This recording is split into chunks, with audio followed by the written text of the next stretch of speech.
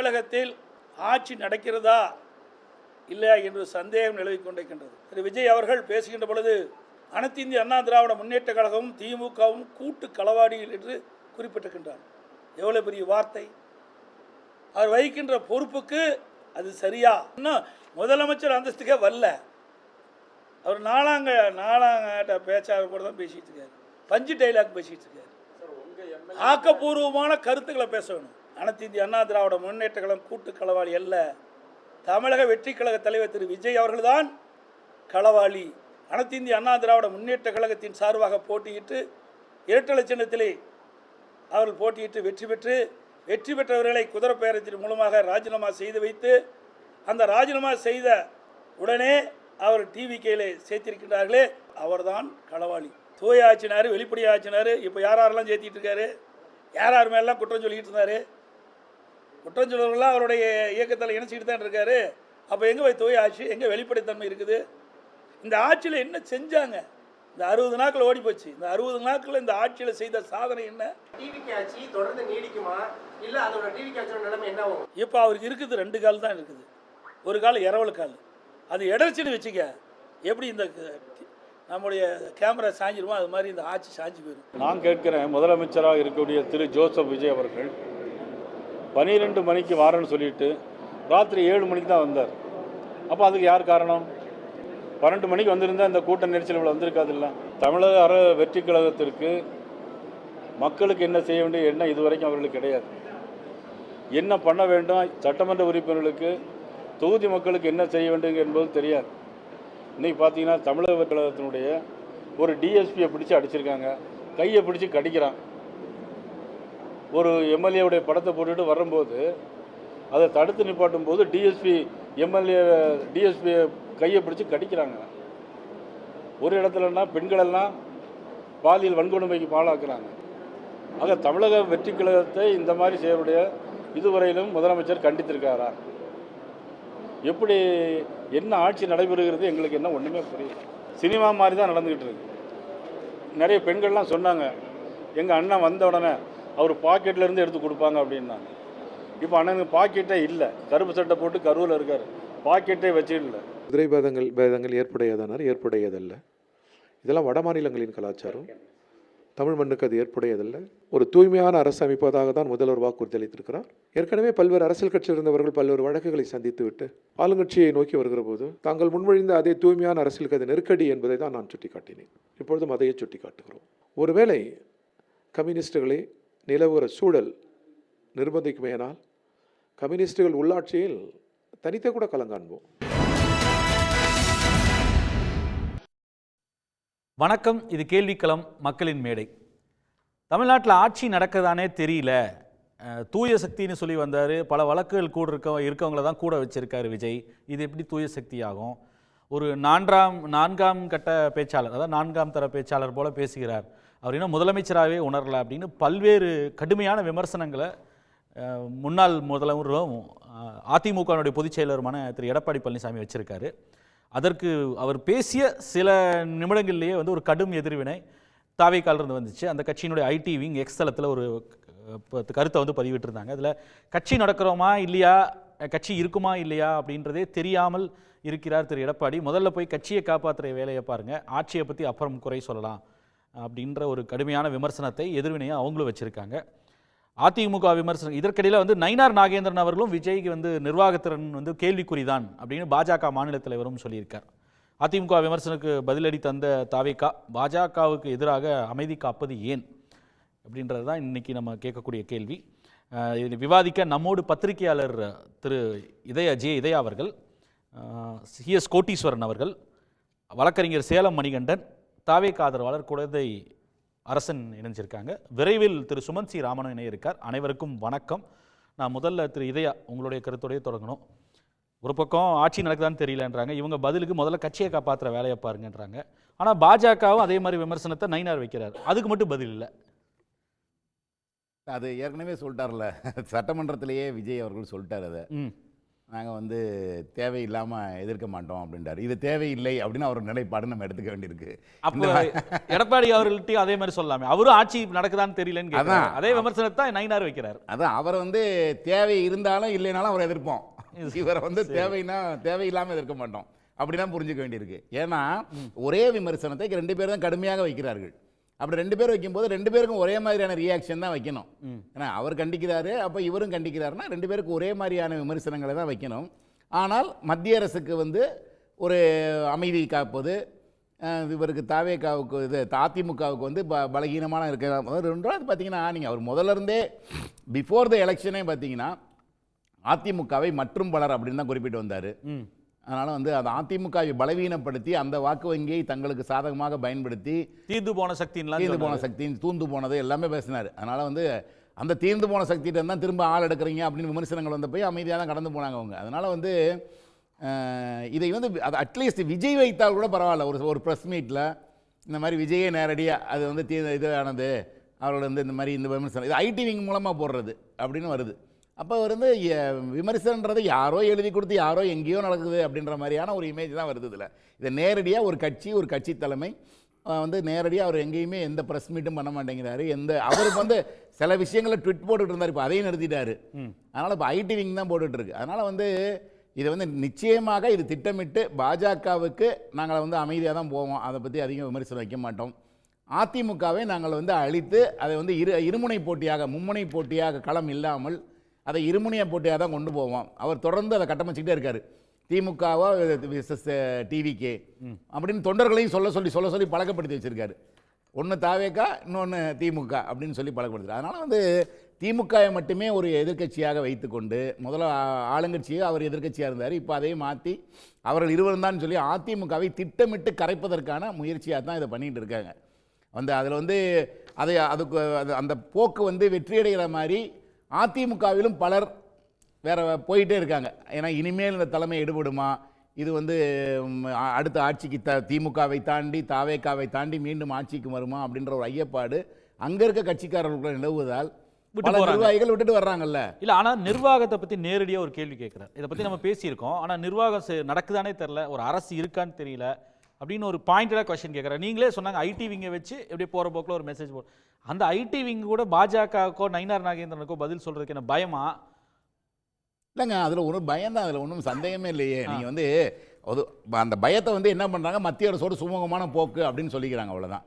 நீங்கள் மத்தியமோட சுமூகமான போக்குன்னா எதில் சுமூகமான போக்குன்னு அவங்களே சொல்லிடலாம். இது நேரடியாக ஆட்சி நடக்குதான் இல்லையானே தெரியலன்னு வெளிப்படையாக கேட்குறாங்களே. விஜய்க்கு ஆட்சி நிர்வாகம் தெரியுமானே தெரியலன்னு கேள்வி எழுப்புறாரு.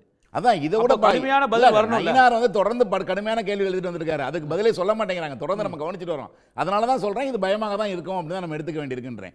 இது வந்து ஏன்னா நீங்க மற்ற எல்லா இடத்துலையும் நீங்க யாரு நீங்கள் பேசுகிற பேட்டி கொடுக்குற மற்ற அமைச்சர்கள் யாராக வேணாலும் எடுத்துக்கங்க, அருண்ராஜ் எடுத்துக்கோங்க, நிர்மல்குமார் எடுத்துக்கோங்க, இல்லை ஆதவ அர்ஜுனா யாராக இருந்தாலுமே பாஜக விஷயத்தில் மட்டும் அடக்கி வாசிக்கிறாருன்றது ஒரு பத்திரிகையாளர்களாகவும் பார்வையாளர்களாகவும் இருக்கிறவர்களுக்கு தொடர்ந்து தெரிஞ்சுக்கிட்டு தான் இருக்குது. ரொம்ப வெளிப்படையாகவே இருக்குது. அது ஒன்றும் நம்ம அவர்கள் மூடி மறைக்க வேண்டியதே இல்லை. ஆமாங்க, நான் ஒரு கட்டத்தில் சொல்லிட்டார். அவர் தேவையில்லாமல் எதிர்க்க மாட்டோம், சும்மா மத்திய அரசை பகச்சிக்கிறதுக்கு எங்களுக்கு வேலை இல்லை அப்படின்ற மாதிரியான சொல்லிட்டாங்க. இது மத்திய அரசு இல்லை, இது பாஜக. அதையுமா அவங்க புரிஞ்சுக்கணும். முதல்ல மத்திய அரசுனா அது ஒரு முதல் போக்க கடைபிடிக்காமல் இருக்கிறது ஒருவேளை சரி பரவாயில்லன்னு சொல்லலாம். அது எம்ஜிஆர் பாணி மோதாமல் நிதிகளை தமிழ்நாடு கொண்டு வரணுன்றது. இது பாஜக ஒரு தலைவர் விமர்சனம் தொடர்ந்து நயினார் வந்து இப்போ சீரியஸாக அதுவும் குறிப்பாக திரு அண்ணாமலை வந்து அவர் அமைப்பை ஏற்படுத்திய பிறகு நயினார் நாகேந்திரன் ஆல்மோஸ்ட் தினசரி பிரஸ் மீட் வைக்கிறாரு, தினசரி தாவேகாவை தாக்கி பேச ஆரம்பிக்கிறாரு. அவரும் அந்த இதில் இடம்பெறணுன்றதுக்காக. அப்படி இருக்கும்போது தினசரி விமர்சனம் வருது. ஆனால் அந்த விமர்சனங்களை தாவேகா கண்டுகொள்ளாமல் கடந்துதான் போகிறது பார்க்குறோம். நம்ம தொடர்ந்து பேசுவோம். திரு குழந்தை அரசன், இது சாஃப்ட் டார்கெட்னு சொல்லுவாங்க. இளைச்சவங்களா இருக்கனால அதிமுகவை மட்டும் எந்த சொன்னாலும் அடிக்கிறது. பாஜக சொன்ன மாதிரி நயினார் டெய்லி பேசிஸில் ஆட்சி நிர்வாகம் தெரியுமா இல்லையானே தெரியல உங்களுக்குன்னு கடுமையான விமர்சனங்களை நிர்வாகத்தை மீது வைக்கிறார். அரசியல் ரீதியான குற்றச்சாட்டுகள் கூட இல்லை. ஆனால் அதை பற்றி வாயே திறக்கிறது இல்லை, பயம் அப்படின்றாங்க. பயம் நீங்கள் எப்படி நீங்களே சுட்டி காட்டுறீங்க பயம், அப்படிலாம் ஒரு இது கிடையாது. அப்போ ஏன் பேசுறது இல்லை? அதாவது எப்படின்னா எல்லாத்துக்குமே பதில் சொல்ல வேண்டிய ஒரு தேவை எதுவும் கிடையாது. இப்போ என்னென்னா எல்லாத்துக்கும் பதில் சொல்லணுன்ற மாதிரி ஒரு சிஸ்டத்தை வந்து ஆல்ரெடி ஏற்கனவே வந்து இப்படி தான் அப்படின்றது அப்படியே பதிஞ்சு போயிடுச்சு நம்மளுடைய மனசில், எண்ணத்தில், புத்தி. எல்லாத்துக்கும் பதில் சொல்லணும் அப்படின்னா பதில் சொல்ல வேண்டியது சொல்லுவோம், செயலில் சொல்லுவோம். தாவேக்கோடைய அரசு செயல்பாட்டில் சொல்ல வேண்டியதை சொல்லணும். தாவேக்கோடைய கொள்கையில் நீங்கள் வந்து ஏதாவது நாங்கள் வந்து அதில் வந்து தாவேக்கோடைய அரசு வந்து கொள்கையில் வந்து விலகுது, அந்த பாதையிலேருந்து விலகுது, அந்த இலக்குலேருந்து விலகுது அப்படின்னா நீங்கள் சுட்டி காட்டால் அதுக்கு பதில் சொல்ல தயாராக இருக்கலாம். அதில் ஒன்றும் தப்பு இல்லை. இவங்க சொல்கிறதுக்கெல்லாம் எல்லாத்துக்கும் பதில் சொல்ல வேண்டிய அவசியம் நெருக்கடியே இல்லை. ஏன்னா அரசுடைய கொள்கையில் நீங்கள் சுட்டி காட்டினா அந்த கொள்கையில் பதில் சொல்லுவோம். அதுக்கு உதாரணமாக 2-3 கேள்வி நிர்வாகத்தில் கரூரில் பதில் சொல்லியிருக்காரு. இப்போ அது கூட கரூரில் பேசுகிறப்ப பதில் சொன்னார். காவிரி புரியுது. காவிரியை அதே போல அந்த பழனி கோயிலுடைய நிலத்தை 100 கோடி நிலத்தை 2 கோடிக்கு வந்து திடீர்னு ரெஜிஸ்டாரை மாற்றி வித்தது எல்லாம் பதில் சொல்லியிருக்காங்க. நான் கேட்கறது இப்போ இந்த யாட்ஸ்டிக்கையும் அதிமுகவுக்கு போய் வைக்கிறது இல்லை. எதுக்கு பதில் சொல்லணுமோ அதுக்கு பதில் சொல்லுவாங்க. செயல்ல பார்க்கலாம். ஏன் எடப்பாடி பழனிசாமி எங்க கூட்டாளின்னு சொன்னாங்களா? இல்ல அவர் தெரியவா அந்த கொள்கையில ஈடுபட அதெல்லாம் யாருமே சொல்லல. தமிழ்நாட்டை அதெல்லாம் யாருமே சொல்லல. பொது எதிரி அவ்வளவுதான். அது ஒரு பாசிசம். ஆமாங்க, உங்களுடைய கொள்கை எதிரி தானே. கட்சின்றப்ப கொள்கை எதிரி. அது முடிஞ்சு கொள்கை எதிரி எழுப்பக்கூடிய ஒரு ஏதாவது எந்த இடத்துலயும் பாஜகவை கூட்டு சக்தியாக, கூட்டணி சக்தியாக அல்ல ஜனநாயக சக்தியாக தாவேக்க எந்த இடத்துல அறிவிக்கிறேன் யாருமே அதை அப்படி சொல்லவே இல்லையா? சொல்லவே இல்லையா? அதனாலதான் நான் கேள்வி வைக்கிறேன். அந்த கேள்வி ஏன் வருது? இல்ல நீங்க அதிமுக வந்து இதே விமர்சனத்தை வைக்குது, பதில் வருது. பாஜக அதே விமர்சனத்தை எதிர்க்கட்சியா இருந்துச்சு, நாட்டை ஆண்ட கட்சி பதில் சொல்லல. இது நாட்டே ஆள்ற கட்சி. அது இந்த தமிழ்நாட்டை இந்தியாவே ஆள்ற கட்சி பாஜக. சக்தி இல்லாத ஒருத்தருக்கு தேவையில்லாம பதில் சொல்லி நீங்க தேவையில்லாம பதில் சொல்ல. இல்ல நான் ஒரே ஒரு விஷயம் கேட்கிறேன். நயினார் நாகேந்திரன் குறிப்பிட்டு சட்ட ஒழுங்கு பிரச்சனை, முறைகேடு அப்படின்னு ஒவ்வொரு விஷயமா பட்டியலிட்டு அது குறித்து வந்து இன்னைக்கு 2 பேரும் ஒரே இஷ்யூ ரைஸ் பண்றாங்க. எடப்பாடி பழனிசாமி அவர்களுக்கு வந்து பதில் வருது, கடுமையான பதில் வருது, போய் கட்சியை காப்பாற்றுற வேலையை பாருங்கன்னு. திரு நயினார் நாகேந்திரனை பத்தி மூச்சு பேச்சு இல்லை, வாய் திறக்கிறது இல்லை. அப்படிலாம் ஒண்ணு கிடையாது. ஆமா எல்லாரும் இருங்க. அந்த ட்வீட்டை போட்ட ஐடிவிக்கு எக்ஸ் தளத்துல மெசேஜ் போட்ட ஐடிவிக்கு நயினார் நாகேந்திரனுக்கு ஒரு ரிப்ளையாவது போட்டுச்சா அப்படின்னு கேள்வி கேக்குறாங்கல்ல. கேட்ட கேள்வியிலும் அண்ணன் இதே அண்ணன் சொல்றதுலயும் பதிலே தான் இதுல விஷயம். என்னன்னா யாருக்குமே நீங்க பதில் சொல்லலன்னு சொல்றீங்க, அப்புறம் இவங்களுக்கு பதில் சொன்னாங்க இவங்க பதில் சொல்லலன்னு நீங்க பிரிச்சு சொல்றதே எனக்கு வந்து வித்தியாசமா இருக்கு. கேள்வி வந்து ஏன் பாஜகவை பத்தி பேசும்போது மட்டும் ஏன் வாய் திறக்கிறது இல்ல? அப்படிலாம் இல்ல. பாஜக கேக்குற கேள்வியில எது நியாயமான ஒரே கேள்வி 2 பேர் கேக்குறாங்க சார். நீங்க நியாயம்னு சொல்றது திரு எடப்பாடி பழனிசாமிக்கு பதில் சொல்றது நியாயம்னு சொல்றீங்க. அப்போ அதே கேள்வியை கேட்கக்கூடிய நயினார் நாகேந்திரனுக்கு பதில் சொல்லலன்னு கேட்டா அது நியாயம் இல்லைன்றீங்களா? ஆட்சி நிர்வாகம் இங்க இயங்குதா இல்லையான்னு கேட்கிறப்ப அதுக்குரிய பதில சொல்ல வேண்டிய இடத்துல சொல்லியாச்சு. அதுதான் சொல்றேன். அந்த பதில் எடப்பாடி பழனிசாமிக்கு வருது. அதே கேள்வியை நயினார் நாகேந்திரன் எழுப்புறாரு, பதில் வர மாட்டேங்குது. அவருக்கு சேர்த்தான பதில் அப்புறம் இல்லையே. எடப்பாடியார் அதான குறிப்பிட்டீங்க. இப்ப என்ன சொல்லணும்? எடப்பாடின்னு திருமிகு நயினார் நாகேந்திரன் சொல்லு. ஒரே கேள்வி பதில் ஒண்ணுதானே. கேள்வி ஒண்ணுதானே. இல்ல ஒரு நிமிஷம் தோழர், கேள்வி ஒண்ணு. இல்ல நான் ஒரே ஒரு கேள்வி அதுதான் சொல்றேன். அப்படி கன்வீனியன்ட்டா எஸ்கேப் ஆக முடியாது. நான் கேக்குறது இப்போ பிரதான எதிர்க்கட்சி தலைவர் திரு உதயநிதி ஸ்டாலின், இல்ல முன்னாள் முதலமைச்சர் திரு ஸ்டாலின், இல்ல திமுக இருக்கக்கூடிய ஒரு அமைச்சர், அதிமுக இருக்கக்கூடிய ஒரு குறிப்பிட்ட அமைச்சர் யாராவது ஒருத்தருக்கு ஏதாவது ஒரு விமர்சனம் வச்சாங்கன்னா அவங்களை குறிப்பிட்டு பதில் வருது, நேரடியாக பதில் வருது, விமர்சனமும் கடுமையா வருது. எதிர்பார்ப்பு பாஜக இருந்து பேசினா வாய் திறக்கிறது இல்லையா? மூச்சு பேச்சு வர மாட்டேங்குது. எதிர்பார்ப்பு என்னன்னா கடந்த காலத்துல ஒரு சிஸ்டத்தை நம்ம வந்து நடைமுறையில வந்து திமுக அதிமுக யாரா இருந்தாலும் சரி, மம்தா பானர்ஜி சொன்ன மாதிரி வந்து திமுகவும் பாஜகவும் ஒரு வகையில கீழே வந்து தனிப்பட்ட முறையில வந்து ஒரு கூட்டணியா தான் இருக்கிறாங்க அப்படின்னு மம்தா சொல்லி முடிச்சிடறேன். அந்த மாதிரி சொல்றப்பலாம் அவங்க ஒரு பதில வந்து அதுக்கெல்லாம் வந்து பதில் வராது. அதுக்கு எந்த பதில் வந்துச்சு இல்ல, நீங்க தவறா சொல்றீங்க. அதுக்கு திமுக இருந்து பதில் வந்துச்சு. மம்தா பானர்ஜி சப்சிக்வெண்டா ஒரு கிளாரிஃபிகேஷன் இஷ்யூ பண்ணிட்டாங்க. நான் சொன்னது தவறாக புரிந்து கொள்ளப்பட்டது, நான் சொன்னது இதுதான் சொல்ல வந்தேன் அப்படின்னு சொல்லி அவங்க தெளிவுபடுத்திட்டாங்க. அதற்கும் திமுக பதில் சொல்லிச்சு. அதுதான் அதுக்கு நான் ஒரு செய்தி சொல்றீங்களா? ஒரு 100 கோடி ரூபாய் ஊழல் நடந்த அரசுக்கெல்லாம் வந்து இவ்வளவு பாதிப்பு ஏற்படுறப்ப 4000 கோடி ரூபாய் ஊழல் இருக்குன்னு சொல்லப்போ ஒரு குற்றச்சாட்டு வரப்ப அதுக்கு இல்லைன்றப்ப இதுக்கு என்ன உறவுன்னு நாங்கள் எப்படி எடுத்துக்கிறோம்? இல்லை, நீங்கள் ஸ்பெசிஃபிக்காக இருந்தாலும் சொல்லுங்கள். அதான் இப்போ கடந்த காலத்தில் மம்தா சொன்ன அந்த கேள்வி தான் கேட்குறேன். அப்போ அதுக்கு எப்படி பதில் எடுத்துக்கிறது? அதனால நான் என்ன சொல்ல வரேன்னா, பாஜக அரசு ஒரு பாஜக அரசு வந்து ஒரு முடிவு எடுக்குது அப்படின்னா அந்த பாஜக அரசு எடுக்கிற முடிவு இப்போ மறுசீரமைப்பு, தொகுதி மறுசீரமைப்பு சொல்கிறாங்க, அதில் கூடுதலாக எண்ணிக்கை வருது அப்படின்னு சொல்கிற பட்சத்தில் அது குறித்து தமிழ்நாடு அரசு இந்த முடிவு தான் எடுக்கும், தாவேக அரசு முடிவு தான் எடுக்குன்றப்ப அதுதான் பாஜக விடை. பாஜக அரசுடைய கொள்கைக்கு எதிர்ப்பாக எடுக்கக்கூடிய முடிவு, பாஜக கொள்கை காவிரி இஷ்யூ எடுக்க வேண்டிய முடிவு அதுதான். அங்கதான் டிஃபரன்ஷியேட் பண்ணணும்னு நான் நினைக்கிறேன். ஒன்றிய அரசு எடுக்கக்கூடிய தொகுதி மறுவரையை மசோதா கொண்டு வர்ற திட்டமிட்டு இருக்காங்க, அதற்கான பதில் வருது. ஃபர்ஸ்ட் டிஃபரன்ஷியேட் பண்ணணும். அரசு வேற, கட்சி வேற. ஒன்றிய அரசு எடுக்கக்கூடிய ஒரு முடிவுக்கு உங்களுடைய மாநில அரசனுடைய நிலைப்பாடு வேற. ஆனா தாவேகா பாஜகவுக்கு பதில் சொல்லணும்னு இப்ப கேக்குறாங்க. தாவேகாவுக்கு எதிராக ஏன் சொல்லணும்னு விமர்சனத்தை கேக்குறேன். பாஜக தலைவர் வைக்கிறார். பாஜகவுக்கு சொல்ற கேள்வி ஒண்ணு, ஆ. எடப்பாடிக்கு சொன்ன பதில் தான் நைனா அத கூட நாகேந்திரன். சொல்லலையே. அதுல ஏன் அப்புறம் திரும்ப அத திரும்ப கூட சொல்லலையே. சொல்றீங்க? அத அதே கூட ஒரே கேள்வி அத தானே. கூட தாவேகா சொல்லலையே. நீங்க பேரை உச்சரிக்கன்னு சொல்றீங்க. பேரை வந்து எடப்பாடி யாருன்ற பதில் ஒண்ணுதான். சார் பதில் நான் ஒண்ணுதானே. சொல்றேங்க. நான் என்ன கேக்குறேன், பதில் ஒண்ணுதானே. அதுல ஏன் அப்ப எடப்பாடி பழனிசாமி அவர்கள் பேர் மட்டும் குறிப்பிட்டிருக்கு? ஆமா, அவர்தான் முதல்ல கேட்டாரு.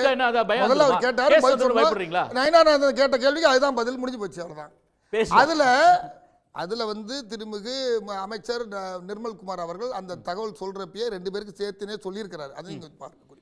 இல்ல சார், கட்சி சார்பா அதிகாரப்பூர்வமா பதில் வரும் பொழுது ஒரு கட்சிக்கு மட்டும் பதில், இன்னொரு கட்சியை வந்து தாவேகாவுடைய நடவடிக்கை அதுதான். நம்ம பேசுவோம். தாவேகா வந்து பாஜக வந்து பேசுறதே இல்ல. திரு சேலம் மணிகண்டன், இல்ல இன்னொரு விஷயம் அவர்கிட்ட போறதுக்கு முன்னாடி எனக்கு சுருக்கமா இதுக்கு மட்டும் பதில் சொல்லிருங்க. ஆட்சி குறித்து ஒரு கேள்வி எழுப்புறாரு, ஒரு விமர்சனத்தை வைக்கிறாரு. அதுல வந்து இந்த திட்டத்தில் இல்ல சட்ட ஒழுங்கு குறித்துலாம் வந்து விமர்சனத்தை வைக்கிறாரு முன்னாள் எதிர்க்கட்சி தலைவர் இல்ல முன்னாள் முதலமைச்சர். அதிமுகவுடைய பொதுச் செயலாளர் விமர்சனம் வச்சா நீங்க போய் உங்க கட்சியை பாருங்க, உங்க கட்சியை காப்பாத்துற வேலையை பாருங்கன்னு சொல்றது ஒரு பொறுப்பான பதிலா? எதனால வந்துச்சு? குதிரை பேரன்னு அவங்க கட்சியினுடைய அக்ரி கிருஷ்ணமூர்த்தி பேசுறதுல இருந்து அவங்கள்ட்ட இருக்கக்கூடிய அந்த கட்சியுடைய முன்னணி தலைவர்கள் பேசுற பேச்சோட சேர்த்து வரப்பதான் நீங்க போய் முதல்ல உங்க கட்சி வேலையை பாருன்னு சொல்றோம்னா, முதல்ல கட்சி அவர் அரசு மீது ஒரு குற்றச்சாட்டு வைக்கிறாரு. இன்னும் கொஞ்ச நாள் இல்லன்னா அந்த கட்சியே இல்லாம அரசு நிர்வாகம் அது அந்த கட்சி பாத்துக்கும் சார். நாம கேட்கக்கூடியது அததான் சொல்றோம். அரசு நிர்வாகத்தின் மீது நாங்க பாத்துக்குவோம். அவர் இன்னைக்கு சட்டமன்ற எப்படி அந்த கட்சி அவங்க பாத்துக்கிறதுக்கு உரிமை இருக்குதோ. திரு குழந்தையரசு அவர் வந்து இன்னைக்கு எடப்பாடி சட்டமன்ற உறுப்பினர், முன்னாள் முதலமைச்சர். நிர்வாகத்து மீது வந்து இன்னைக்கு நடக்கக்கூடிய அரசு மீது ஒரு விமர்சனம் வச்சா அதுக்கு ஒரு பொறுப்பான பதில் வர்றதை விட்டுட்டு நீ போய் உன் கட்சியை காப்பாற்றுற வேலையை பாரு அப்படின்னு சொல்வது இருக்குல்ல, இது பொறுப்பான பதிலா? ஒரு அரசு சொல்லக்கூடிய பதிலா? எந்த இடத்துல அந்த பதில் வருது? எந்த இடத்துல இருந்தா என்ன? அரசு மீது விமர்சனம் வச்சாருன்னு சொல்லியும் மற்ற அரசு நடத்தலன்ற இடத்துல சொல்றப்பதான் நீங்க முதல்ல உங்க கட்சியை பாருங்க அந்த இடத்துல பதில் வந்து வெறும் நீங்க துண்டா விட்டு மட்டும் பார்த்தா சரியா வராது. சரி, திரு சேலமணிகண்டன், நீங்க வந்து ஏற்கனவே வைத்த விமர்சனத்தோட சேர்த்து தான் பார்க்கணும். அரசு மீது வைத்த விமர்சனம் வச்சாலும் அப்படித்தான் பதில் வரும். பாஜக மீது சொல்றதுக்கெல்லாம் எங்களுக்கு பயம் எல்லாம் எதுவும் இல்லை, அதுக்கும் சேர்த்து தான் பதில். அதுதான் சொல்றாரு.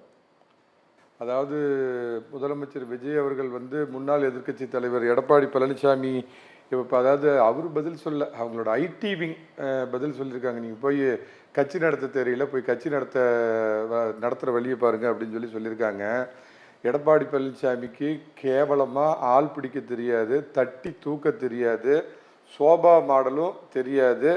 41 பேர் குடலு குந்தாணி சரிஞ்சு செத்து போனப்போ பனையூர் பங்கரில் ஓடி போய் ஒளிஞ்சிக்கிட்டு 15 நாள் வெளியே வராமல் அங்கே அப்படியே பயந்து போய் உக்காந்துக்கிட்டு இருந்து அப்போ அதே எடப்பாடி பழனிசாமி இவருக்கு ஆதரவாக சட்டமன்றத்தில் பேசி அன்றைய முதலமைச்சர் மு.க. ஸ்டாலின் சொன்னார், சொந்த கட்சிக்காரருக்கு கூட திரு எடப்பாடி பழனிசாமி இவ்வளோ ஆதரவாக பேசியிருக்க மாட்டார் அப்படிங்கிற அளவுக்கு உயிர் தண்ணி கொடுத்தார் அன்றைய தாவேகா தலைவருக்கு. அது மட்டும்தான் அவருக்கு தெரிஞ்சதுங்க.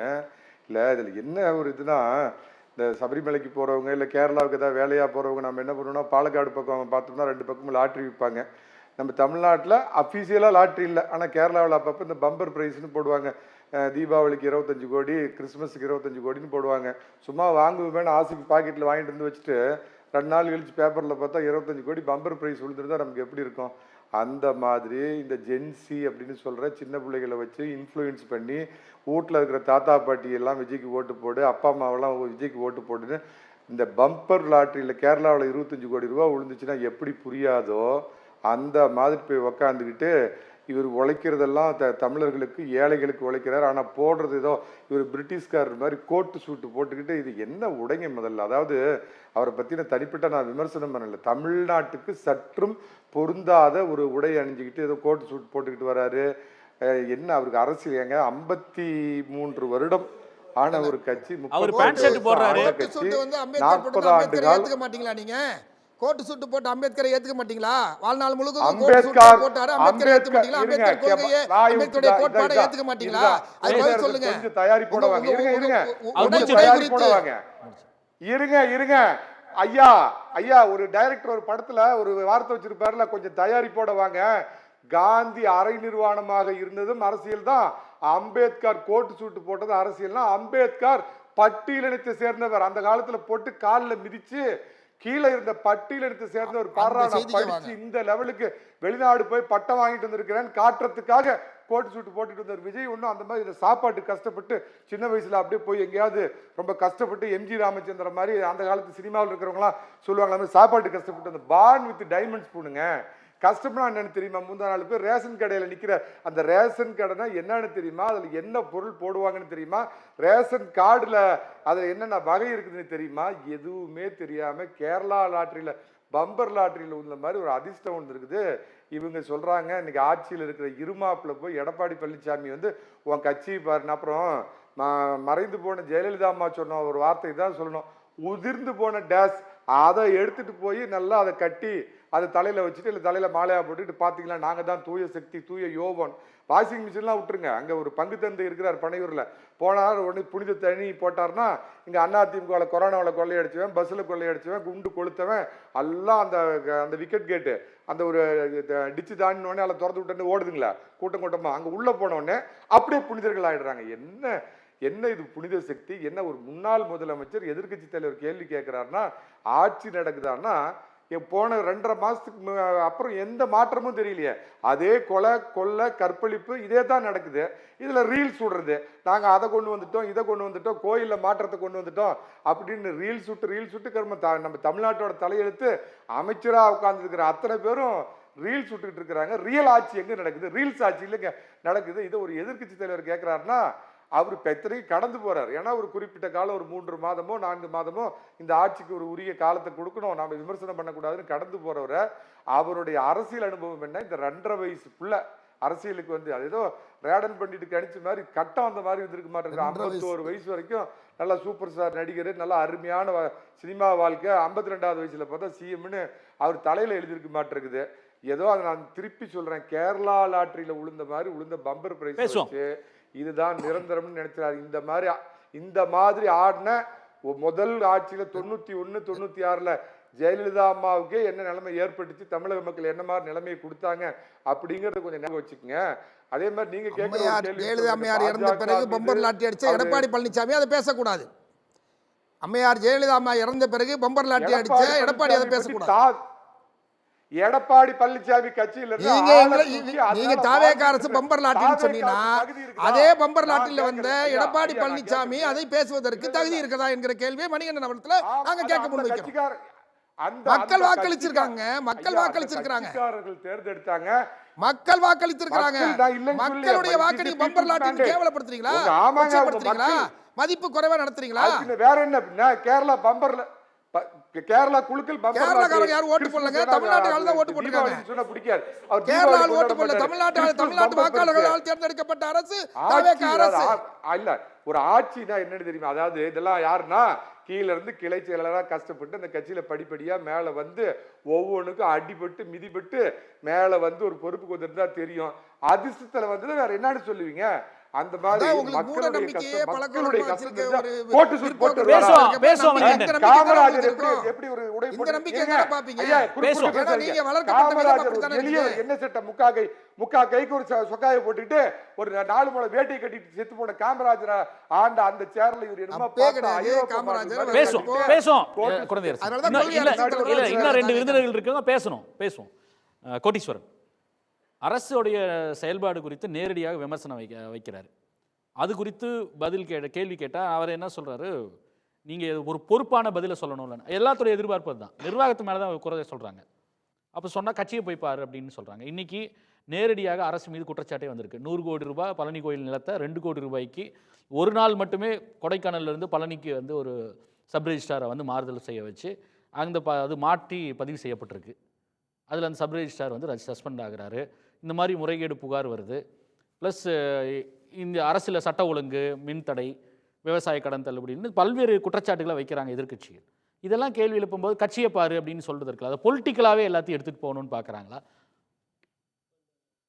பிரபலமான ஒரு நிகழ்ச்சின்னு பார்த்தா அந்த கோட்டீஸ்வரர் நிகழ்ச்சி, பணக்காரராக வருது. அதில் 16வது கேள்விக்கு பதில் சொன்னால் கோட்டீஸ்வரர் ஆகலாம்.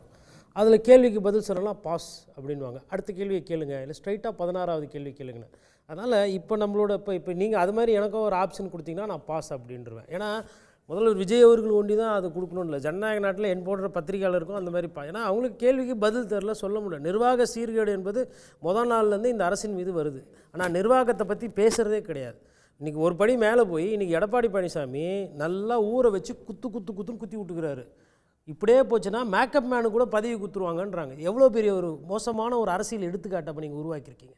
அதுக்கப்புறம் களவாணின்னு பேர் எடுத்து வச்சுருக்கிறீங்க. இப்போது எடப்பாடி பழனிசாமி அவரை நீங்கள் தனி மனிதராக பார்த்தாலும் சரி, இல்லை முன்னாள் முதலமைச்சராக பாருங்கள், இல்லை தேஞ்சி போகிற ஒரு கட்சிக்கு தலைவராக கூட வச்சுக்கோங்க உங்கள் பாஷையில். பட் அவர் உங்களை களவாணின்றார், அது திருடிட்டு போகிறீங்கன்றார். அப்போது இதுக்கெல்லாம் பொங்கி எழ வேணாமா, கோபம் வர வேணாமா? அப்படியே அமைதியாக சாந்த சொருப்பியாக கோட்டுக்குள்ளே கை விட்டுன்னு போயிடுறீங்க நீங்கள் பாட்டுன்னு. கேள்வியெல்லாம் எந்த கேள்வி வந்தாலும் அதை அப்படியே கடந்து போகிறது, அப்படியே அதை லெஃப்ட் விடுறது. ட்வீட் போட்டிருக்காங்களா ஐடிவிங்க தான் முதலமைச்சருக்கெல்லாம் பதில் சொல்லிங்களா, முன்னாள் முதலமைச்சருக்கு? ஏங்க உங்கள் கட்சி தலைவரை களவாணின்னு ஆளுக்கு சொல்லிட்டு இருக்காங்க. இப்போ 2 வாரத்துக்கு முன்னாடி கூட பரவாயில்ல, சோஃபா மாடல் வாஷிங் மிஷின்னாங்க. இப்போ எல்லாரும் பேசிக்கினாங்களா என்னன்னு தெரில, களவாணின்றாங்க. ஊரில் இப்போ நீங்கள் ஒரு இடத்துல போய் ஒரு அட்ரஸ் கேட்குறீங்க, ஒருத்தர் வீட்டுக்கு போயிட்டு, அப்போ அது மாதிரி அந்த மோகன் ஒருத்தர் இருப்பார், இல்லை சதீஷ், இல்லை ஈஸ்வர்னு ஒருத்தர் இருப்பார். ஆனால் அந்த களவாணி ஊடா அப்படின்னா இவ்வளோ பெரிய பிரச்சனை வரும். அவர் என்ன பண்ணுவார், யாரை பார்த்து களவாணின்னு, என்னை தேடி வந்தவங்க கூட இப்படி சொன்னியான்னு சொல்லிட்டு சொக்காய் பிடிச்சி கேட்பாங்களா, கேட்க மாட்டாங்களா? ஒரு கிராமத்தில் இருக்கிற சாதாரண ஒரு ஆளுக்கு வரக்கூடிய ஒரு கோபம் கூட இந்த நாட்டை ஆளக்கூடிய முதலமைச்சருக்கு வராமல் இந்த வடிவேல் படத்தில் வருவாங்க. நான் இன்றைக்கி என்னப்பா பாஜக பற்றி என்னன்னு கேட்பார் ஐயா. அப்போ இந்த நடிகர் பார்த்திபன் சார் கேட்பார், என்ன மௌன விரதமான அந்த மாதிரி மௌன விரதத்தில் இருக்கிறாங்க. அதாவது அதிமுக காட்சி ஐடிவிங்க வச்சு பதில் சொல்கிறது, பாஜக எதனா பேசுதுன்னா மௌன விரதத்துக்கு போயிடுறது. அதனால் இன்றைக்கி இதயா சார் லியோ படம் பார்க்கலன்னு நினைக்கிறேன். அதில் லியோவில் கழுதப்புலியை பயங்கரமாக வீரமாக அடக்கியிருப்பார். அவங்களெல்லாம் பார்த்தா பயம் கிடையாதுன்னா அது மௌன விரதம். இன்றைக்கி அமாவாசை, அதனால் மௌன விரதத்தில் இருக்கிறாங்க. நீங்கள் அதை பயம்னு தப்பாக புரிஞ்சுக்கிறீங்க. அதனால் எவ்வளோ படத்தில் நாங்கள் வீரமாக தைரியமாக நடிச்சிருக்கிறோன்னு உங்களுக்கு சந்தேகமாக இருந்தால் ஐயா காதர் மைதீனை போய் கேளுங்க. அவர் தான் நேற்று இன்று நாளைன்னு மாற்றி சொல்லியிருக்கிறார். அதெல்லாம் அவங்களுக்கெல்லாம் தெரிஞ்சிருக்கு. இன்றைக்கி அவர் இபிஎஸ் சொன்ன அந்த பஞ்ச் இருக்குது பாருங்கள், டைமிங் அதான். வீட்டில் உட்காந்து மனப்பாடம் பண்ணுவதில்லை. பத்திரிகையாளர் கேட்கும்போது கேள்விக்கு என்னங்க இந்த ஆட்சியை பற்றி என்ன நினைக்கிறாங்கன்னா, அந்த கேமரா இருக்குல்ல, அது ஒரு கால் ஊந்துச்சுன்னா அது இரவல் காலில் கவுந்து போடுமே அந்த மாதிரி அப்படின்றாரு. ஆட்சியோட ஒப்பிடுறாரு. அப்போ இதை உட்காந்து மனப்பாடம் பண்ணின்னு வரதில்ல. இன்னொன்று, ஐயா சிபிஐ தலைவர் வீரபாண்டியன் தன்மானத்துக்கு சொந்தமானவர், மரியாதைக்குரியான அரசியலை இந்த நேரத்துலையும் சரி முன்னாடியும் பண்ணிக்கிட்டு இருந்த ஒரு அரசியல் ஆளுமைகளில் ஒருத்தர். அவர் இன்றைக்கி காலில் ஒரு மூத்த பத்திரிகையாளர் சண்முக சுந்தரத்துக்கு ஒரு பேட்டி கொடுக்குறார் டைம்ஸ் ஆஃப் இந்தியா பத்திரிகையில். தேவைப்பட்டால் நாங்கள் தனியாகவே நிற்போம், உங்கள் கூடலாம் நாங்கள் சேரவே மாட்டோம். காங்கிரஸ் கட்சி மேயர் கொடுங்கோ, மந்திரி கொடுங்கோ, அதை கொடுங்கோ, இதை கொடுங்கோன்னு கேட்குது. இவங்க சொல்கிறாங்க உங்க கூட சேர்ந்தால் என்னோடய தனித்தன்மையே போயிடும் பொழுது, நீங்கள் பண்ணுற குதிரை பேர அரசியலுக்கெல்லாம் நாங்கள் வரமாட்டோம் அப்படின்ற மாதிரி அந்நியப்படுத்துகிறாங்க. இது அரசியல் கூர்ந்து கவனிக்கிறவங்களுக்கு இது எவ்வளோ ஒரு அதாவது உங்களை அரசு ஆதரிக்கிறவங்க சொல்கிறாங்க உங்களோட போக்கு குதிரை பேர அரசியலை நோக்கி போகுது அப்படின்னு வெளிப்படையாகவே சொல்கிறார். வட இந்தியாவில் இருந்த குதிரை பேரம் இன்றைக்கி தமிழ்நாட்டில் வந்துருச்சு, இது தமிழ்நாட்டுக்கு நல்லதில்லைன்னு வெளிப்படையாகவே திட்டுறாரு. இல்லைங்க, அவங்க என்ன சொல்கிறாருன்னா ரெசார்ட் அரசியலில் பார்த்துருக்கோம். எடப்பாடி பழனிசாமி அவர்கள் கூவத்தூரில் போய் சசிகலா அவர்கள்கிட்ட பேசி எப்படி ஆட்சிக்கு வந்தாருன்னு தெரியும். அதே மாதிரி ஒரு சில நேரத்தில் ஓபிஎஸ்ஐ திட்டி பேசினாங்க, செந்தில் பாலாஜியை திட்டி பேசினாங்க. அவங்க திமுகவில் போய் ஸ்டாலின் அவர்கள் முன்னிலை சேர்ந்தாங்க. இதெல்லாம் பார்த்துருக்கோம். இதெல்லாம் அவலம்தான் என்ன கேட்டால். இதில் எனக்கு ஒரு பத்திரிகையாளராக பெரிய மாண்பு இல்லை. ஆனால் இவங்களை விட மோசமாக ஒருத்தர் அரசியல் பண்ண முடியும்னா அது இன்றைக்கி தாவேக்காப்படுது. நியூ லோ, தூய்மை அரசு, நாங்கள் இது அப்படின்னு சொல்லிட்டு குட்கா வியாபாரத்தில் மாட்டினவங்க, இல்லை குட்கா ஊழல் சம்மந்தப்பட்டவங்க, மணல் திருடினவங்க, அப்புறம் லாட்ரின்னா கோவம் வருது. என்ன இப்போ லாட்ரின்னா என்ன, ஏன் கோவம் போடணும்?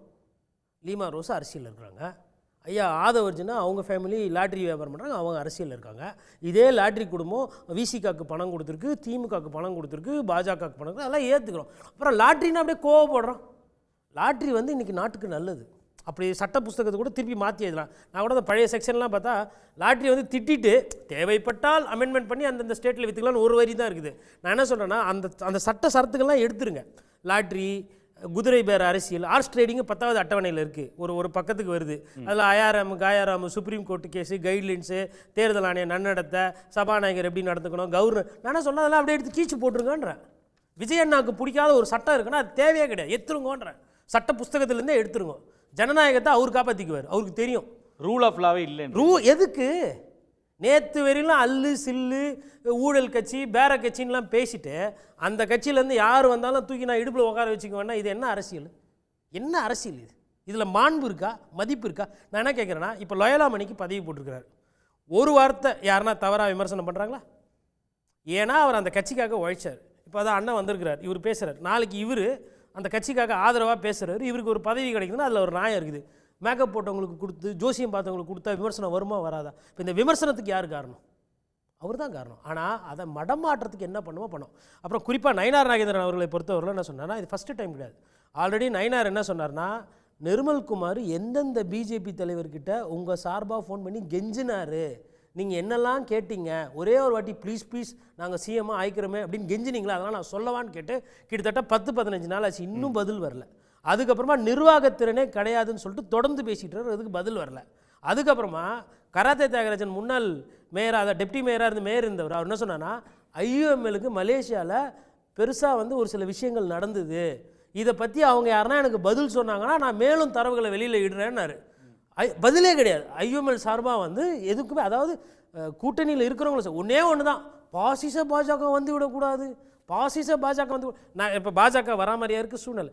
எது எடுத்தாலும் ஒரு ஸ்டாண்டர்டாக 2 ஆன்சர் வச்சுருக்காங்க. ஒன்று போய் உங்கள் கட்சியை பாருங்கள், ஆமாம் அவங்க கட்சியை பார்க்க முடியாமல் நீங்கள் தான் எடுத்துகிட்டு இருக்கீங்க. இதில் திண்டுக்கல் சீனிவாசன் கேட்குறாரு, எதுக்குப்பா மீசை அப்படின்னு ஒரு விஷயத்தை கேட்குறாரு. அப்புறமா ஆர்பி உதயகுமார் நீங்களாம் என்ன வெக்கமாக இல்லையா இந்த அரசியல்ன்றாங்க. அதுக்கப்புறம் செல்லூர் ராஜு ஒரு படிக்கு மேலே, நீங்கள் யோகியமா, இனிமேல்ட்டு ஆக்சிடென்ட் ஆச்சு இல்லை பாதிப்பாச்சு அதுக்கெல்லாம் காசு கொடுப்பீங்களா, என்ன விதமான அரசியல் பண்ணுறீங்க, இதுக்கெல்லாம் எந்த விதமான பதிலுமே கிடையாது. இதெல்லாமே அப்படியே கடந்து போகிறது.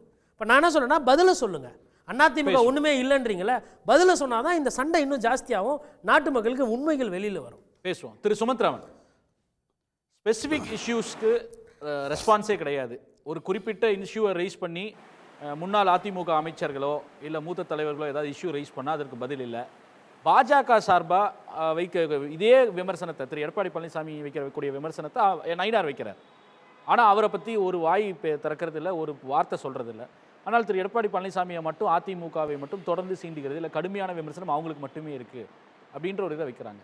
இன்னொன்று, நிர்வாகத்தை பற்றி கேள்வி கேட்டால் அதை பற்றி எந்த ரெஸ்பான்ஸுமே கொடுக்கறது இல்லை. இன்றைக்கி ஒரு 100 கோடி ரூபாய் பழனி கோயில் நிலத்தை 2 கோடி ரூபாய்க்கு ரெஜிஸ்டர் பண்ணியிருக்காங்க ஒரு தனியார் ஒரு நபருக்கு அப்படின்ற ஒரு குற்றச்சாட்டு வருது. அதுக்கு ஒரு சப்சாரை சஸ்பெண்ட் பண்ணியிருக்காங்கன்னு விளக்கம் கொடுக்குறாங்க. ஆனால் அதை பற்றி விரிவாக யார் செய்ய சொன்னது, எதனால் ஒரு நாளுக்கு மட்டும் ஒரு சப் ரெஜிஸ்ட்ரார் ட்ரான்ஸ்ஃபர் பண்ணி திண்டுக்கு கொடைக்கானல்லேருந்து பழனி கொண்டு வரப்பட்டார், இதை பற்றியெல்லாம் எந்த ஒரு கேள்வி எழுப்புறாங்க. ஆனால் ஸ்பெசிஃபிக் கொஸ்டின்ஸ்க்கு பதில் இல்லை அப்படின்னு சொல்கிறாங்க. ஆனால் எல்லாத்தையும் பொலிட்டிக்கலாக ஹேண்டில் பண்ணி கடந்து போகிறாங்க அப்படின்றாங்க. இல்லை, முதல்ல இந்த பழனி கோவில் மேட்டரில் இன்றைக்கி லோகேஷ் தமிழ்ச்செல்வனும் ரமேஷும் பத்திரிகையாளர்களை சந்தித்தாங்க மாலை, அமைச்சர்கள்.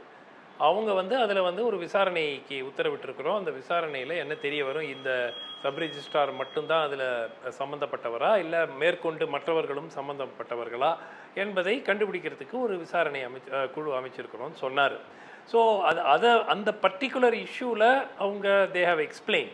ஆனால் பரவலாக நிர்வாகத்தை பற்றி கேட்கப்படும் கேள்விகளுக்கு பல நாட்களாக நேரடியாக அவர்களிடம் பதில் வருவதில்லை. சம்டைம்ஸ் யாராவது ஒரு கவர்மெண்ட் அஃபிஷியல் மூலம் இல்லை டிபார்ட்மெண்ட் மூலம் ஒரு பதில் வருது.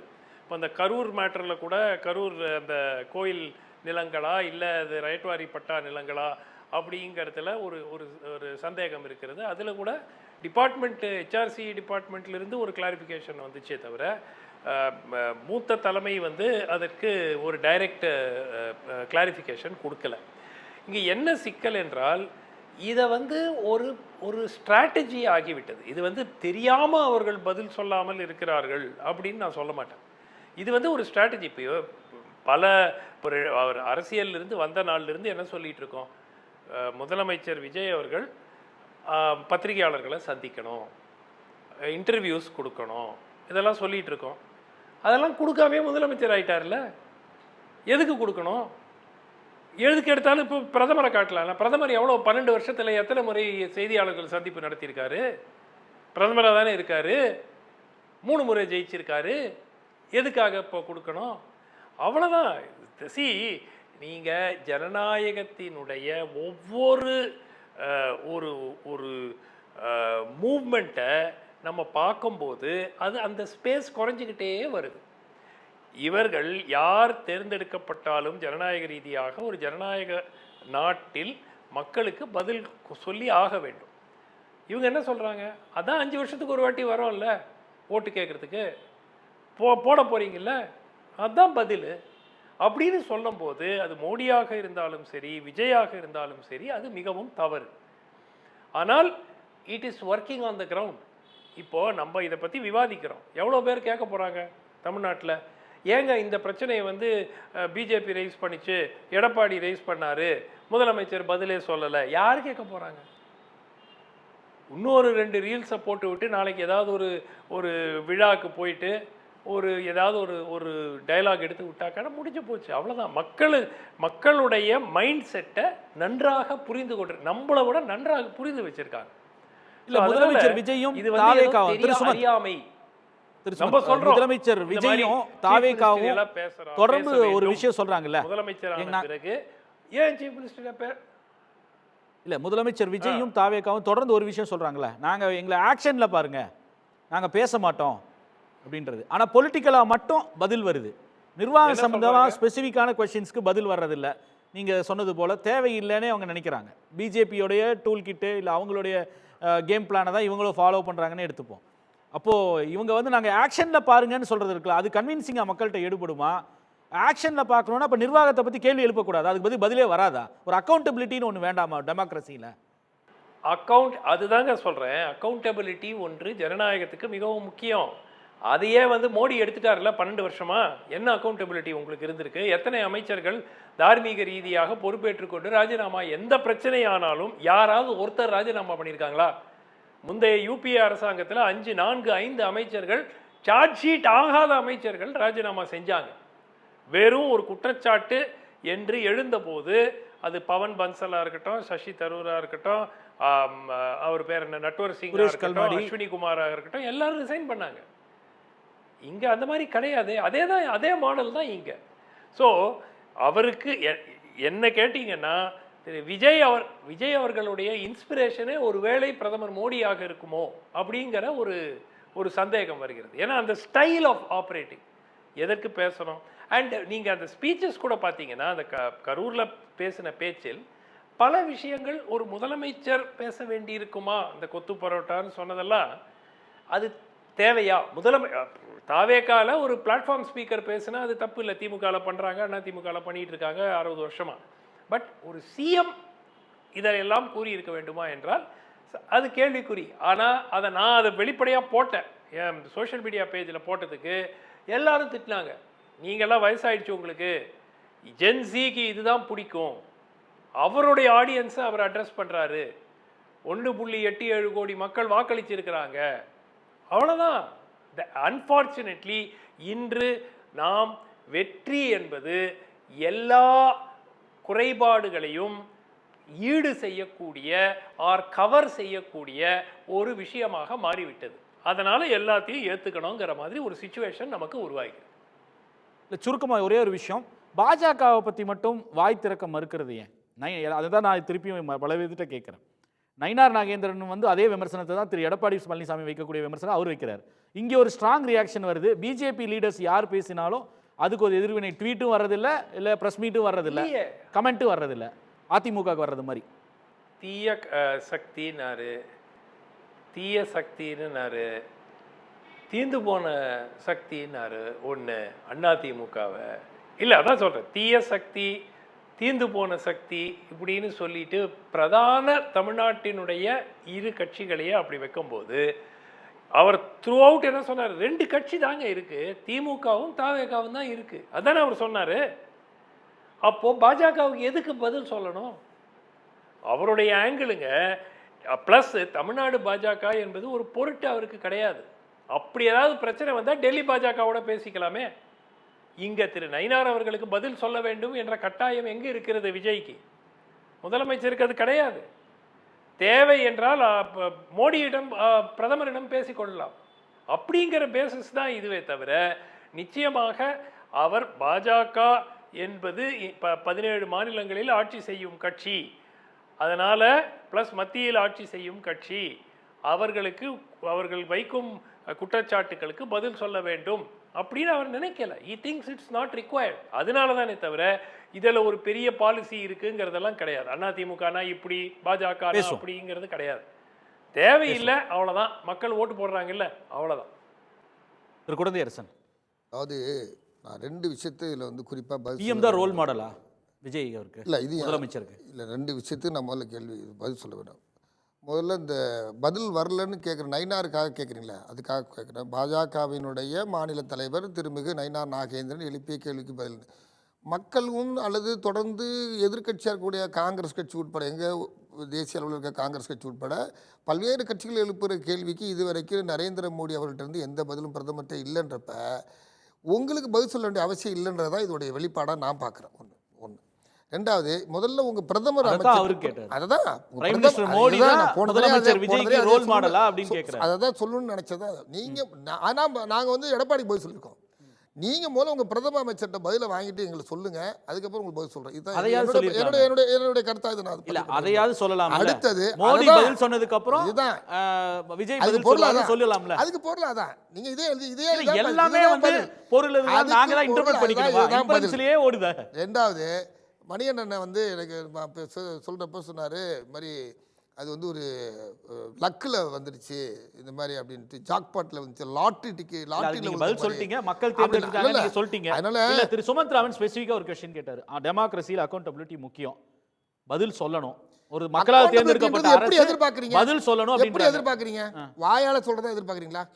ஒரு அரசுடைய நடவடிக்கை செயல்பாடு எல்லாம் தாங்க அதுல அக்கௌண்டபிலிட்டில அதுலயும் தான் வரும். அரசு நிர்வாகத்துல சட்ட ஒழுங்கு பத்தி கேள்வி எழுப்புறாங்க, பதில் சொல்ல மாட்டேன், என்னோட செயல்பாட்டுல நீங்களே பார்த்து தெரிஞ்சுக்கங்க அறிக்கை தருவாங்க. அரசியல் கட்சியா இருக்கிறவங்க அறிக்கை தருவாங்க, அரசு நடத்துறவங்க அரசு நடவடிக்கை செயல்பாடு திட்டங்கள் தான் பதில் சொல்லணும். அரசுக்கு அதுதான் இங்க பதிலா இருக்கும். சரி, தாவேகாவுடைய அரசு ஜோசப் விஜயனுடைய அவருடைய அரசுடைய நடவடிக்கை என்பதுதான் பதில். என்னவா இருக்குன்னா நடவடிக்கை தான் பதில். சரி, 100 கோடி ரூபாய் பழனி கோயில் நிலத்தை வந்து 2 கோடி ரூபாய்க்கு அறிக்கையை விட்டுட்டு போயிருக்கலாம்ல. அதுக்கு மட்டும் எதுக்காக 2 அமைச்சர் சேர்த்து செக்ரட்டரியேட்ல பிரஸ் மீட்? ஆமா, ஒன்னு பத்திரப்பதித்துறை அமைச்சர், ஆமா, இன்னொன்னு அதையும் வந்து செயல்பாட்டுல அதையும் விட்டுட்டு போயிருக்க வேண்டியதானே. அவங்க சம்பந்தப்பட்டவங்க பதில் சொல்றாங்க. நான் அப்ப வந்து சட்ட ஒழுங்கு வந்து சம்பந்தப்பட்ட அமைச்சர் வந்து முதலமைச்சர் பதில் சொல்லணும். சம்பந்தப்பட்ட துறை அமைச்சர் சம்பந்தப்பட்ட துறை அமைச்சர் காவல்துறை வச்சிருக்காரு, முதலமைச்சர் பதில் சொல்றாரு. அவர் விருப்பப்படுறாரு பதில் சொல்றாரு. இந்த அரசுல இது என்ன விருப்பப்பட்டா பதில் சொல்றீங்க? இது என்ன உங்க கட்சியா? நிர்வாகம் தானே. அதான் நிர்வாகத்துக்கு தேவையான பதில் சொல்லுவோம். இல்ல எனக்கு புரியல. என்ன விருப்பப்பட்டா பதில் சொல்லனா உங்க அரசு என்ன உங்க வீட்டு வந்து பர்சனல் அஃபேரா? குற்றச்சாட்டு. கவர்மெண்ட்ன்றது உங்களுடைய தனிப்பட்ட ஆசை. இது ஒரு அஃபென்ஸ் நடந்துருக்குது, ஒரு குற்றச்சாட்டு வருது. அப்ப ஒரு சட்ட ஒழுங்கு பத்தி சொல்றாங்களா? ஒரு தவறு நடந்துருக்கப்ப இன்னைக்கு ஒரு கஸ்டோடியல் டெத் நடந்திருக்கு. நாகர்கோயில்ல ஒருத்தர் வந்து கொல்லப்பட்டிருக்காரு. கஸ்டடியில் இருக்கும்போது நீதிமன்ற காவல்ல சட்டப்பூர்வமா நடவடிக்கை எடுக்கப்படும். கொல்லப்பட்டிருக்காரு, சட்டப்பூர்வமா நடவடிக்கை எடுக்கப்படும். இத வெளியில வந்து சம்பந்தப்பட்ட அமைச்சர் வந்து முதலமைச்சர் தானே, அவர் ஏன் பதில் சொல்ல? சட்டப்பூர்வமா, ஏன்னா இது காவல்துறை சம்பந்தப்பட்டது. அது இதுக்கு வந்து 2 அமைச்சர் வந்து பதில் சொன்னாங்கல்ல, அந்த துறைக்கு அமைச்சர் வந்து முதலமைச்சர் தானே, அவர் வெளியில வந்து ஏன் பதில் சொல்ல? எல்லாத்துக்கும் சொல்ல முடியாதுன்னு சொல்லிட்டாங்களா? நாங்க இல்ல என்ன சார் உங்க சௌரியத்துக்கு பதில் சொல்றீங்க? இது ஆட்சி நிர்வாகமா? இல்ல அதத்தான் திரு எடப்பாடி பழனிசாமி இல்ல அதுதான் திரு மோடி எல்லாம் கேட்க மாட்டீங்க. அப்ப மோடி தான் திரு விஜய்க்கு ரோல் மாடலா? எடுத்துக்க முடியாது. அப்புறம் அது அப்ப சொல்லுங்க. எடுத்துக்க முடியாது. இல்ல நீங்க என்ன மோடி பதில் சொல்ல மாட்டேன்றாரா? நீங்க தமிழ்நாட்டு மக்கள் கேக்குறாரு, நயினார் நாகேந்திரன் கேக்குறாரு. தமிழ்நாட்டு மக்கள் நயினார் நாகேந்திரன் கேக்குறதுனால இல்ல நாங்க இந்த பதில சொல்றோம். நான் கேக்குறேன், நாங்க அண்ணன் மணிகண்டன் கேட்டாரு, அதிமுக கேட்டாரு, பதில் சொல்லிட்டோம். இல்ல அதே கேள்வியை திரு எடப்பாடி பழனிசாமி கேட்டார்ல, அப்ப அந்த கேள்விக்கு பதில் சொல்லிக்க வேண்டியதானே? அதான் பதில் சொல்லிருக்கோமே. இல்ல அவருக்கு நேரடியா நீங்க நிர்வாகத்துக்கு பத்தி பதில் சொல்லியே, பொலிட்டிக்கா உங்க கட்சி வேலையை பாருங்கன்னு சொல்லி சொன்னாங்க. ஆமா, இதான் பதில். குதிரை நிர்வாகத்தை பத்தி சார், குதிரை பேரத்தை பத்தி கேள்வி எழுப்பப்பட்ட கேள்வியுடைய சரத்துல தொடர்புடைய சங்கதிகளோட நீங்க இந்த கேள்வியை அணுக வேண்டும். இல்ல திரு குழந்தையரசன், வார்த்தைகளுக்கு பின்னாடி ஒளிஞ்சு கூட நான் நேர்மையான ஒரு கேள்வி கேட்கிறேன். அவர் வந்து நிர்வாகம் ஒரு அரசு ஒன்று இருக்குதானே தெரியல அப்படின்னு ஒரு கேள்வி கேட்கிறார் அப்படின்னா, அப்ப அதுக்கு நேரடியா வந்து பதில் சொல்லணும்ல. எங்களுக்கு தெரியுது, மக்களுக்கு தெரியும், மக்களுக்கு தெரியுது, மக்களுக்கு தெரிஞ்சா எப்படி எதுக்கு விளக்க வேண்டியது? மக்களுக்கு தெரிஞ்சா விளக்கம் எப்படி வருது? கஸ்டோடியல் டெத் மக்களுக்கு தெரிஞ்சிருக்கணும்ல. கஸ்டோடியல் டெத்ல மக்களுக்கு வந்து விளக்கம் சரி செய்யப்படும். இதுவரைக்கும் என்ன இருந்தா சரி செய்யப்படும். அண்ணன் கோட்டீஸ்வரன் மாதிரி இருக்கவங்க, மூத்த பத்திரிகையாளர்கள், நெறியாளர்கள், நீங்க எல்லாம் சொல்றதெல்லாம் எடுத்து கணக்கில் எடுத்துக்கப்படும். அது படிப்படியா சரி செய்யப்படும். பதில் வருமே. உடனே தலைகீழ் மாற்றமா நடக்கணும்னு சொல்லி விரும்பி இப்படித்தான் நடக்கணும்னு நினைக்கிறது. இல்ல இல்ல இல்ல என்ன தலைகீழ் இப்படிதான் இருக்கணும் எதிர்பார்க்கிறது தப்பு இல்ல. திரு நான் உங்களை ரொம்ப நாளா பாத்துக்கிட்டு இருக்கேன். ஜனநாயகத்துல உங்களுக்கு நம்பிக்கை இருக்குன்னு எனக்கு நம்பிக்கை இருக்கு. அதனால கேக்குற, ஒரு ஜனநாயகத்துல ஒரு அரசு நிர்வாகத்தில் இருக்கக்கூடிய குறைகளை வந்து வெளிப்படுத்த ஒரு நிமிஷம் இருங்க, கேள்வி உள்வாங்க வெளிப்படுத்தும் போது அதை பதில் சொல்ல வேண்டிய அவசியம் இல்லைன்னு வந்து பேசுறது ஜனநாயகத்துக்கு நல்லதா? இல்ல அவசியம் இல்லைன்னா அதுக்கு பிடிச்சதா பேசுவேன், இல்லைன்னா பேச மாட்டேன். இந்த இஷ்யூக்கு பேசுவேன், மக்கள் புரிஞ்சுக்குவாங்க. நான் என்னோட செயல்பாட்டை பார்த்து சரி பதில் சொல்லி ஆகணும்ன்ற கட்டாயம் இருக்குல்ல. ஆமா, அது வந்து ஒரு ஏற்புடையதில்லை. அந்த பதில் வந்து சட்டப்பூர்வமா அரசினுடைய நடவடிக்கையா இருக்குன்னு தான் நம்பிக்கணும். அந்த நம்பிக்கை வேணும். திரு மணிகண்டன், உங்களோட நிறைவு கருத்து. இதில் சுமன் சி ராமன் சொன்னதில் நான் மாறுபடுறேங்க.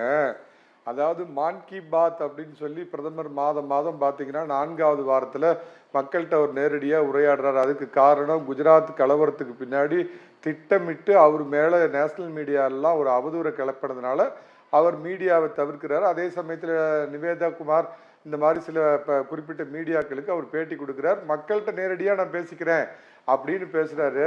அவரு 2வது எதுவும் எழுதி வச்சு படிக்கிறது இல்லைங்க, பொதுக்கூட்டத்தில் மக்கள் நேரடியா கேள்வி கேட்டு லைவ்ல பதில் சொல்றாரா? ஏற்கனவே எங்கிருந்தோ ஏதோ ஒரு கருத்து வரும், அதுக்கு பதில் சொல்லுவாரு. அது ஏற்கனவே ப்ரிப்பேர்டு மோனோலாக் சார். அது வந்து ஒரு லைவ் இன்டராக்ஷனே கிடையாது. மன் கி பாத் நான் சொல்லிட்டேன் சார். நான் இப்போ லைவ் இன்டராக்ஷன் சொல்லலை, நீங்க விஜயோட கம்பேர் பண்றீங்களா? விஜய் வந்து பத்திரிகையாளரையே சந்திச்சதில்லை. பிரதமர் மோடி அப்படி இல்ல, கடந்த வருடம் ஒரு பிரபல டிவிக்கு அவர் தமிழ் டிவிக்கு பேட்டி கொடுத்தார். அவர் சந்திக்கிறது குறைவு, மிக குறைவு. நான் இல்லையா சார், மோடியை ஒரு தமிழ் தொலைக்காட்சி பிரபல தொலைக்காட்சி போன தடவை பேட்டி எடுத்து போட்டு அவருக்கு வந்து ஏற்கனவே ப்ரிப்பேர்ட் இன்டர்வியூஸ் மட்டும்தான். சரி சொல்லுங்க சொல்லுங்க முடிச்சிருங்க.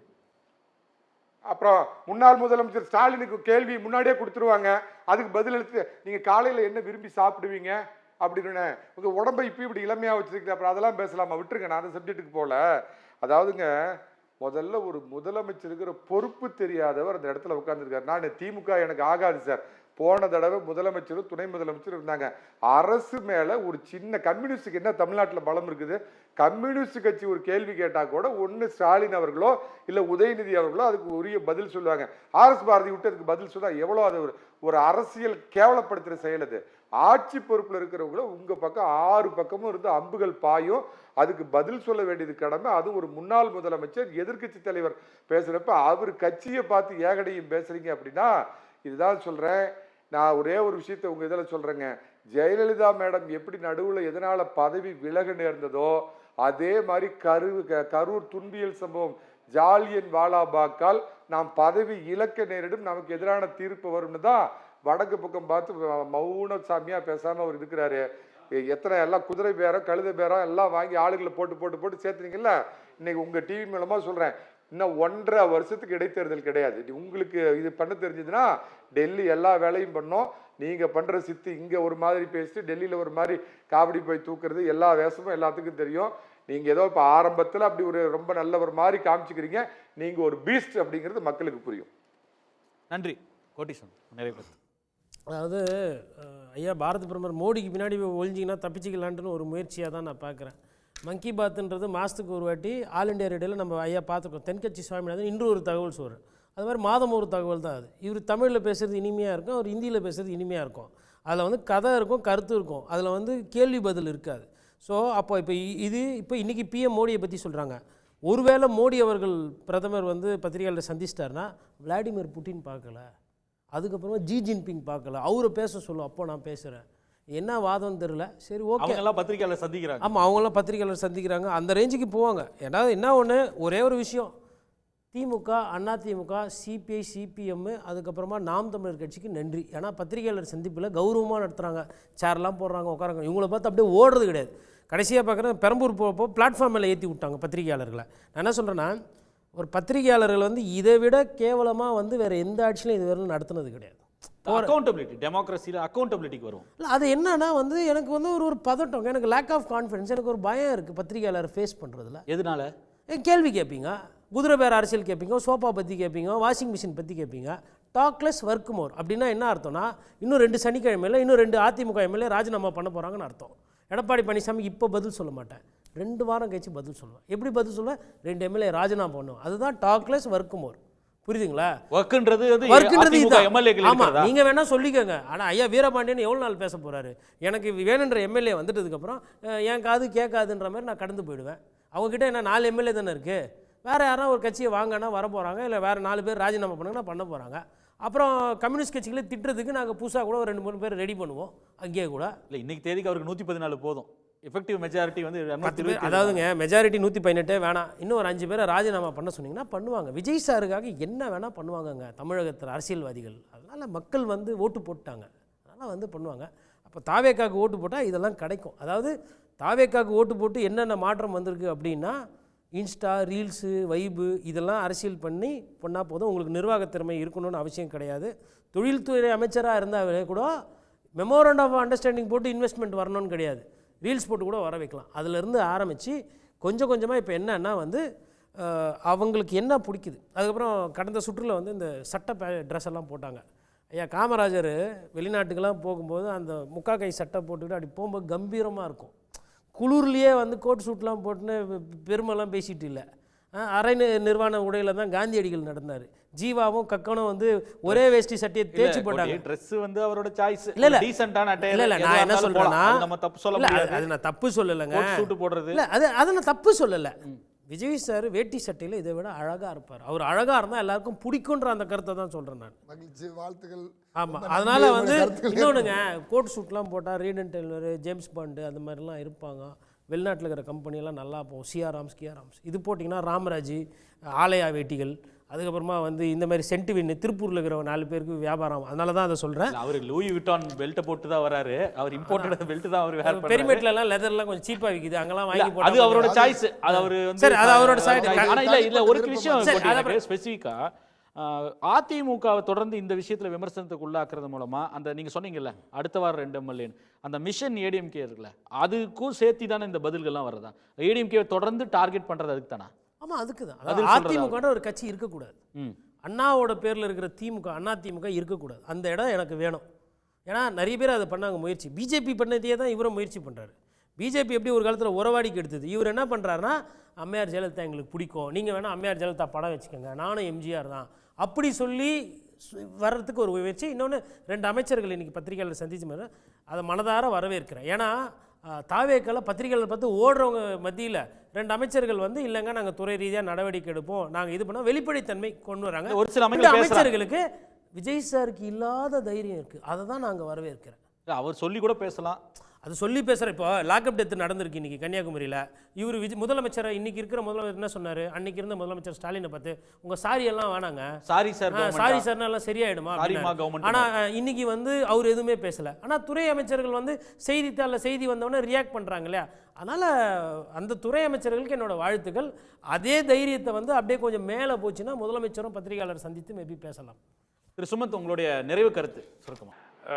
இந்த அரசாங்கத்தை பொறுத்த வரைக்கும் முதல் 2 மாதங்கள், அதனால் சில விஷயங்களில் அவர்களுக்கு இன்னும் கொஞ்சம் கால அவகாசம் கொடுப்பதில் தவறில்லை. ஆனால் அதாவது அந்த அப்ரோச் அப்படிங்கிறது 2 விதத்தில் வருத்தம் அளிக்கிறது. ஒன்று வந்து இந்த அப்சஷன் ஃபார் ரீல்ஸ். இந்த ரீல்ஸ் இதுவும் கிட்டத்தட்ட இதுவும் வந்து பாஜகவினுடைய ஒரு மாடல் தான். ஏன்னா உங்களுக்கு தெரியும், டெல்லியில் மீடியாவை ஃபுல்லாக கண்ட்ரோல் பண்ணி பெரும் அளவில் ஒரு பிஆர் ஏஜென்சி வச்சு ப்ரொஃபஷனலாக கொண்டு போய் அவர்கள் அது உண்மையா இல்லையான்னு கூட பாதி மக்களுக்கு தெரியாது. ஆனால் அந்த நியூஸை போய் ஏதாவது ஒன்று போட்டு சேர்த்து ஒரு 2 லட்சம் வாட்ஸ்அப் குரூப்பில் அனுப்பிச்சு தீர்த்துருவாங்க. கிட்டத்தட்ட அதே மாடல் தான் இங்கேயும் ஃபாலோ ஆகுது, இந்த ரீல்ஸு இதெல்லாம். அதை மட்டும் நம்ம தப்பு சொல்ல முடியாது. ஏன்னா இதை தாண்டி அரசாங்கத்தினுடைய செயல்பாடுகள் சில விஷயங்களில் நிச்சயமாக திருப்தி அளிக்கும் வகையில் இருக்கின்றன. பர்டிகுலராக இந்த ஊழல் ஒழிப்பு அப்படிங்கிற அந்த துவக்கம் அது வந்து நீடிக்குமா நீடிக்காதா, இல்லை இந்த ஊரில் இவங்க வாங்கினாங்க இன்னும் அவங்க வாங்குறாங்க, அதெல்லாம் கரெக்டு, ஒரு நாள்லாம் அதெல்லாம் ஒழிக்க முடியாது. பட் அதை நோக்கி பயணம் தொடங்கி இருக்கிறதா என்றால் அவர்கள் முயற்சி செய்கிறார்கள். அதுக்கு நம்ம டெஃபினட்டாக ஒரு ப்ளஸ் கொடுக்கணும். பல விஷயங்களில் பர்டிகுலராக கம்யூனிகேஷன் ஸ்ட்ராட்டஜி சுத்தமாக இல்லைங்க.